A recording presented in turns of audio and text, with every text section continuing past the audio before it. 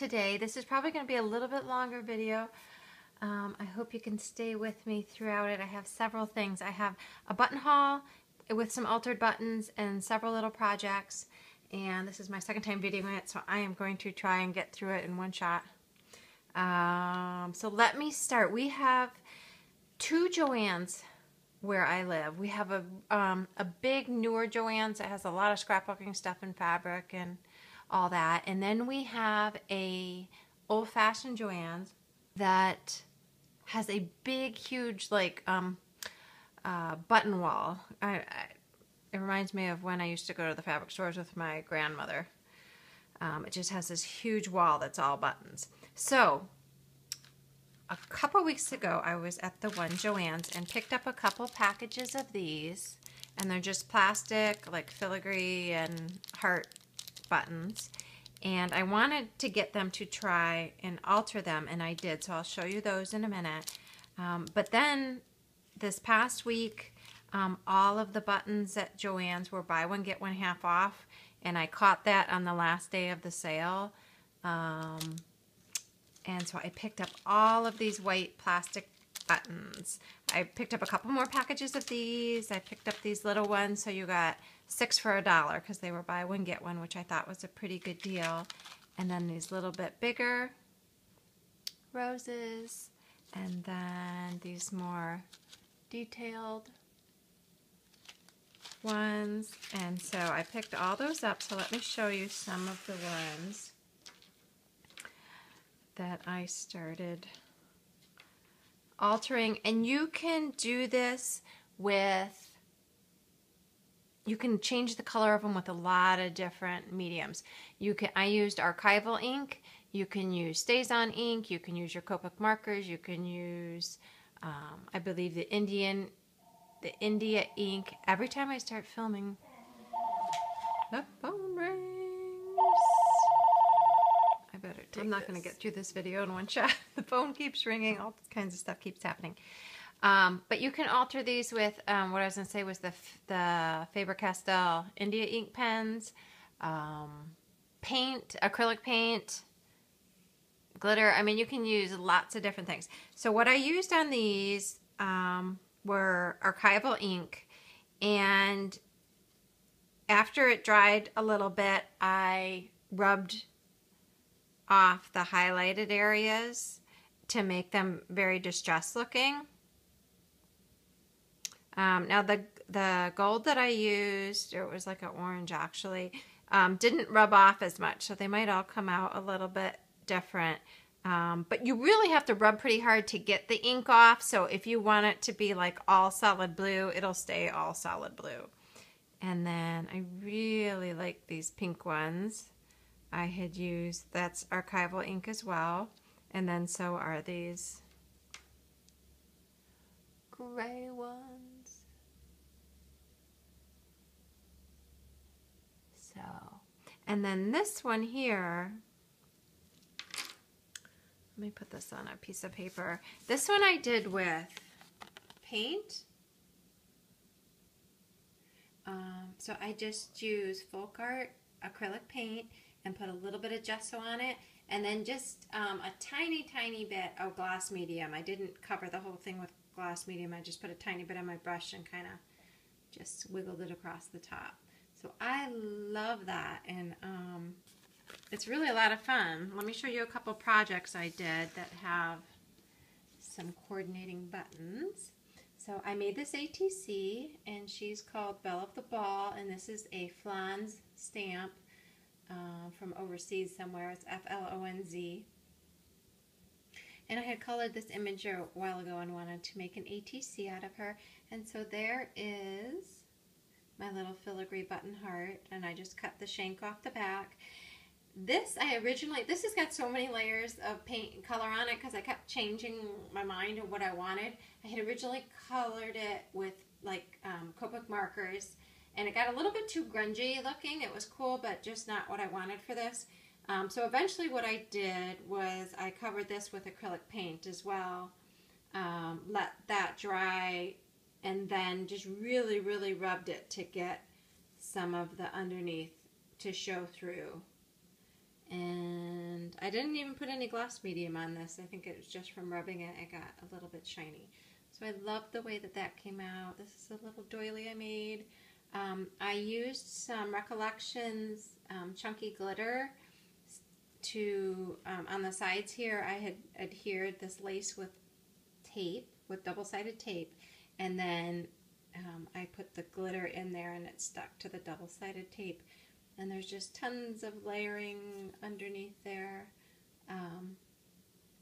I didn't like this as I was creating it, but then at the very end, you keep adding things. That's what I do. If I don't like something, I just keep adding and keep adding and keep adding until I hopefully like it. And I sewed these little pearls on this trim. I love the way that that came out. I feel like I'm moving her all over the place here. And then I also made this card. This card, I'm not as crazy about the way that it came out. It did not come out how I envisioned. I made this for my girlfriend whose father passed away unexpectedly. I'm going to give it to her today. So here is one of the hearts again. And I used pink and orange, I believe, archival ink on that one. And just altered some flowers. This is a Unity stamp. And this is a clay frame I made. Oh, and I have a quick question. For all you guys that are making the resin pieces, I've done resin and clay, and when I did resin, it smelled so horrible. Like, it gave me a migraine immediately. So I just have a question about, is the resin that you guys are using, does it have an odor to it? I stopped using it because it bothered me so much, and I love the shimmer clay, and I'm almost out of all these pieces, so I need to sit down and make some more of those. Oh, and here's another heart. I just put a tiny bit of silver on that one.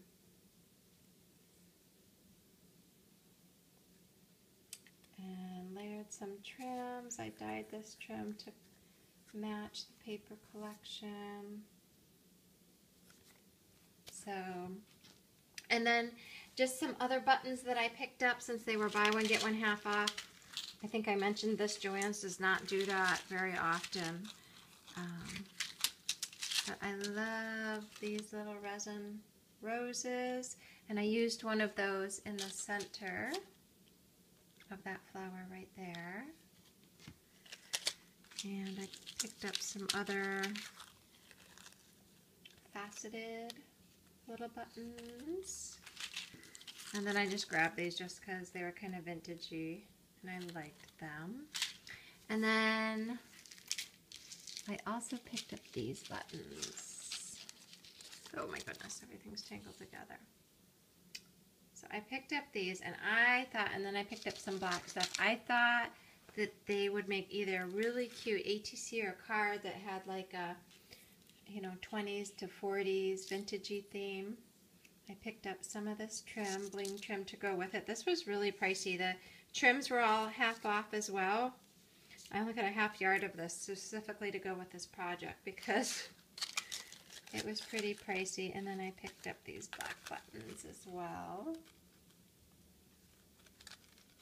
I think they're kind of hard to see. They're kind of intricate. Okay. And these buttons right here, I remember when Anya was like 4 or 5 or 6, I made her a jumper, and I specifically bought this button for the back of it, and they still have the same buttons. And then I just picked up some black lace trim because I don't have any black trim at all. And I don't know, I thought this would all make a really cute vintagey card. I'll do a close-up of these buttons. I actually wish they still have them, and I could always get them with a coupon. These were $2.50 though. I thought they were so cute. And then at JoAnns, I picked up a few other things. I'll just show you quick. I got this flat back pearl trim, and the reason I bought this is because I like how it was adhered with 2 pieces of string. It seemed like it would be so much easier to adhere to a project being doubled up like that. And then I don't really need any more trim, but I used to have some trim like this, and I really, really liked it and used it a lot. So I bought a little bit more of that. And then I bought some, believe it or not, in all my trims I have over there, I don't have any like really lightweight white lace trim, so I picked that up. And let's see. The only other things I have as far as like purchases, I picked up these beads last night. My stick pin and bead bin is getting not super low, but I've used quite a bit of it, so I want to start replenishing it. I picked up these ceramic beads, and these I absolutely love. I wish they came in a smaller size. They're like resin roses on both sides, and they're beautiful. They're so nicely made. That'd be so cute if they made them in like pink, smaller ones. And then I just picked up some pink pearls. Okay, and then as far as projects go, let me show you these guys. I just buried everything.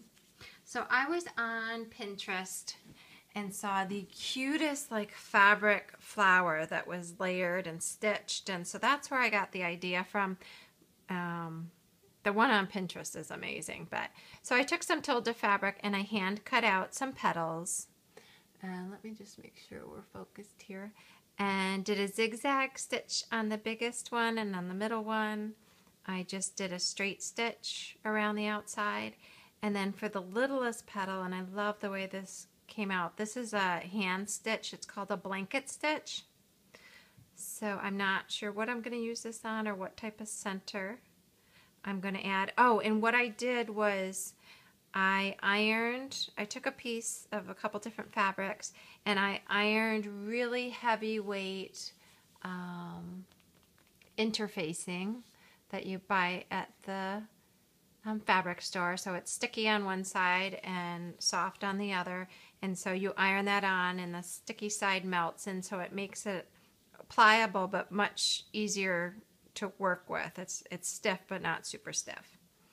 So I did that. I did this heart, which I really like, and I just used my Spellbinders die to cut that out.